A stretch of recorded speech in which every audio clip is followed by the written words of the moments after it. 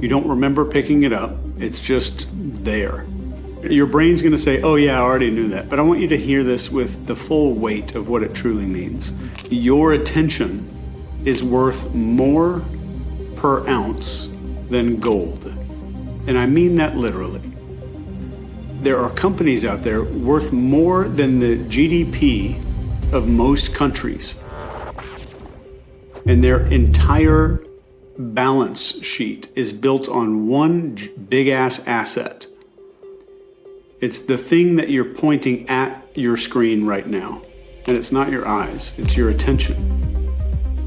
And most of us, statistically, we're giving away 96 times a day this to a device that was engineered to take it away from you.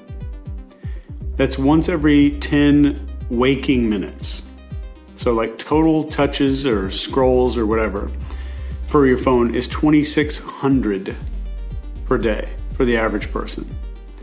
And people who use their phones heavily are over 6,000. When we're talking about scrolling on short form content, you scroll about the height of the Statue of Liberty every day with your thumb. That's the physical labor you're performing for companies for free. And average screen time in the US is now between 4 and 5 hours. 4 hours a day is 28 hours a week. That's more than a full day of your life every week gone into a piece of glass and in a reality that's not even your real life.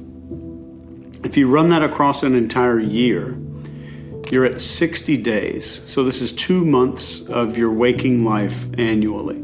If you take a 30-year-old, if you run that forward to age 80 at this current numbers, the person will use their phone somewhere between 8 and 10 years of conscious existence, just while they're awake.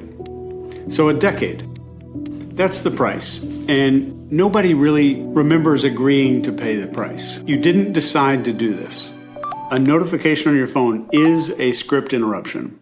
And that's all it is. You're cooking, you're in the kitchen doing something, you're working, talking to your kid, and the buzz on your phone, the vibration, the noise cuts in half all the script that was running. And we think oh, my focus drifted towards a phone. Your focus was seized. That's a seized level of focus there. It's the same mechanism that kept your ancestor alive when the stick snaps behind the bush. The phone is cracking a stick about 80 times a day on purpose. Look at what's built into the interface. Blue check marks, all the follower counts, the verified algorithm. The algorithm decides whose face appears in front of you, whose ideas and whose opinions. And if you're honest with yourself, and some of you are, what's happening is your brain is saying, who do I watch? Who do I need to imitate? Who do I defer to? And a recommendation algorithm owns that selection process. And I'm willing to go on a limb here and say you didn't choose the voices that have authority in your life. They were most likely served to you.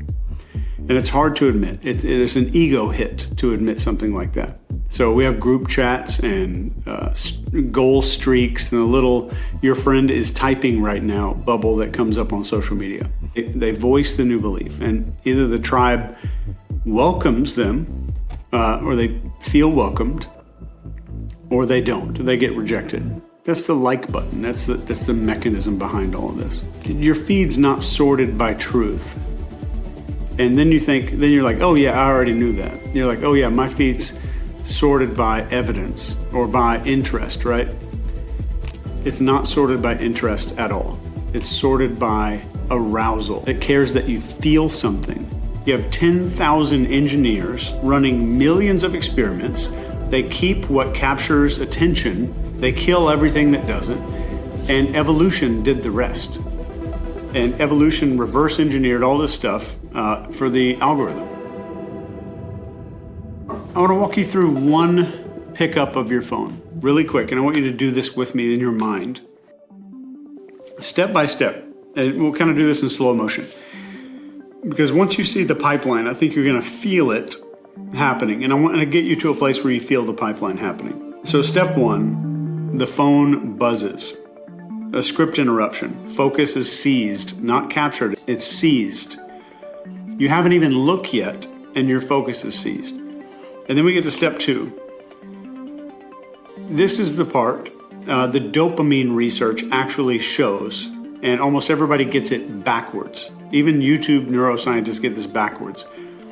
Dopamine doesn't fire when you get a reward. It fires in anticipation of the reward. So the hit happens in this little space, this little gap between the buzz, the vibrating phone, and the looking at the phone. The not knowing is the drug. It could be your kid's school calling you. It could be someone liking your post. It could be some telemarketer, right? Your brain floods in that uncertainty window. And then we get to step three here. And the scientists have a word for step three. This is called variable ratio reinforcement. This psychologist, B.J. Skinner, he figured this out with pigeons probably 70-something years ago. If you reward every peck, the animal works steadily, nonstop. If you reward randomly, the animal starts pecking frantically, and they never ever stop pecking because the rewards are random. So even after the rewards are finished and they stop giving out the rewards, the behavior keeps going. It's the most addictive reinforcement schedule that's ever been documented in psychology.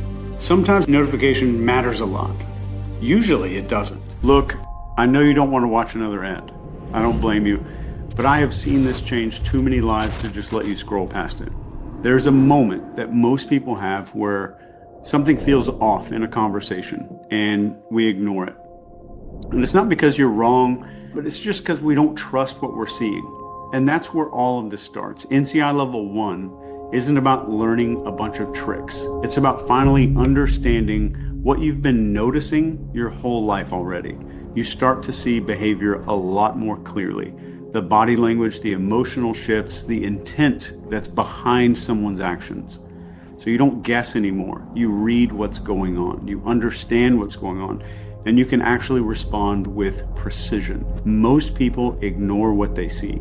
This is where you learn to trust it. NCI 1 is a foundational course in behavior profiling, and the link is right down in the description. If you look at your phone, you'll watch all of this kind of line up. You pull down to refresh. You drag the screen down and wait to see what comes up as it's waiting. The gesture is exactly like what? What do we see the same gesture with? Is pull down and wait.